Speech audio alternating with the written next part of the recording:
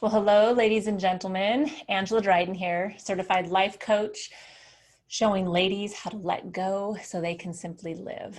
All right, so I want to talk about awareness, which is a key thing in which I talk about with my clients when I'm coaching them, is about creating awareness around our thinking and around our emotions. So that's this video series. This is video number 3. The last one I talked about thinking. And the one before that, I introduced the topic, and I kind of used the saying about what came first, the chicken or the egg, and understanding that focusing on which one came first isn't going to necessarily help us resolve anything. It's just something that we're putting our energy into that instead of going, okay, this is happening. And so now I need to use this data information and see how I can use it into my life so that I can actually use it to catalyst me somewhere or to improve my relationships, which is what I do as a coach. It helps improve relationships so that my communication becomes better, so that the way that I show up becomes more authentic to who I am. So those are very important things. And those are things that help us just to live a more full life. So when I'm talking about creating awareness around our thinking and around our emotions.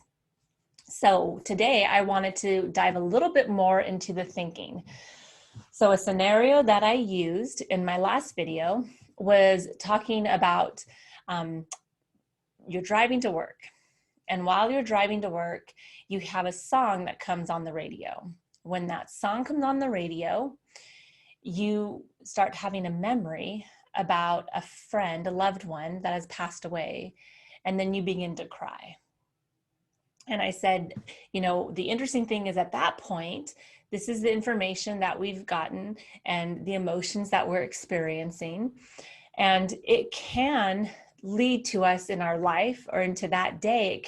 It could lead us down to where we just start crying all day long and we're sad.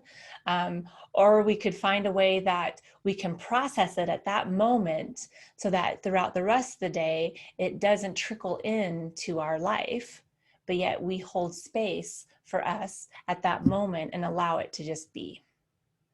So I want to talk about that in the sense of our thinking today. So when it comes to our thinking, the scenario I gave, we have a circumstance, and the circumstance was this song came on the radio. It reminded me of this friend, and I started feeling sad. So the song coming on the radio is the circumstance. That's the fact. It just came on the radio. Then we had a thought. We had a thought about it, so we're going to have a reaction to it, right? So however we respond or how we react to it. So we had a thought, and then there's a reaction to that thought.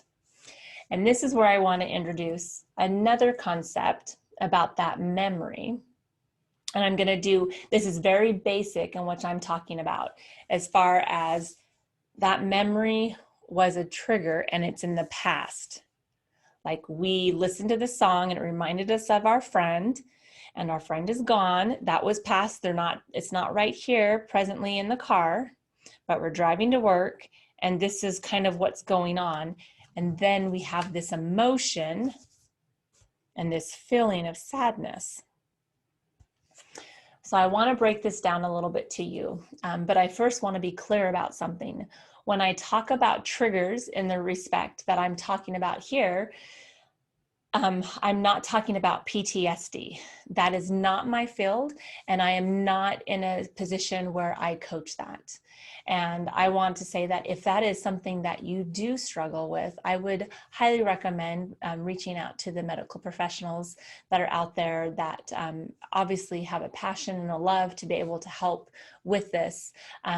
You know, make sure to reach out and find those people that can help you, because there is help out there, and there is some wonderful relief that you can experience through getting good counseling, a good psychologist, psychiatrist, whatever it is that you need, that I would just encourage you to make sure to reach out to that. So PTSD is not what I'm talking about. But I am talking about a trigger, something that, whether it's a memory you have, we also have it where there's like a smell, we smell something and then it triggers a past emotion. Again, that's a memory. And one thing I want to be clear about when we're talking about a trigger is the thing that I like to, express on it is that this was something that happened in the past, which we obviously know, but we're feeling this emotion right now. So the song came on, we heard the song, that was a fact. We had the thought about our friend, and that triggered this maybe emotion that we have. It could also be that we can experience triggers in different ways of our lives. And one thing that I have learned as far as when I coach clients and when we're talking about things that trigger us, which as human beings, we have lots of things that trigger us, because understanding that when we form a reaction, whether as a young age or even as we've gotten older, we only form it based on the knowledge of what we have at that time. And so when a situation occurs, it's based on the moment and the information we have. And sometimes that kind of leads into a footprint in our thinking. And now it becomes part of our processes, in which we're thinking and we're showing up in the world.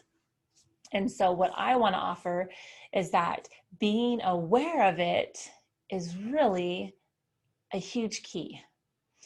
It's when we start to think that, well, this happened and it triggered me.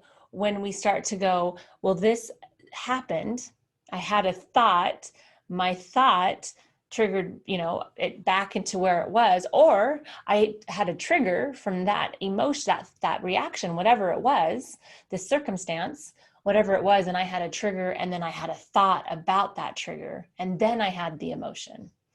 So either scenario, whether it's that this situation or circumstance happens and then it triggers something, or the circumstance happens, I have a thought, and then now it triggers a past experience.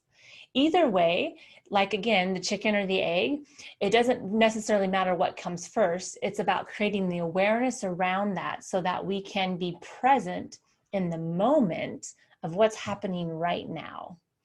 And so seeing that we're listening to the song and we're having, we're crying about this song because we had a thought, maybe it triggered something from the past. So we had a thought about it, or maybe we had a thought about it and it triggered something from the past.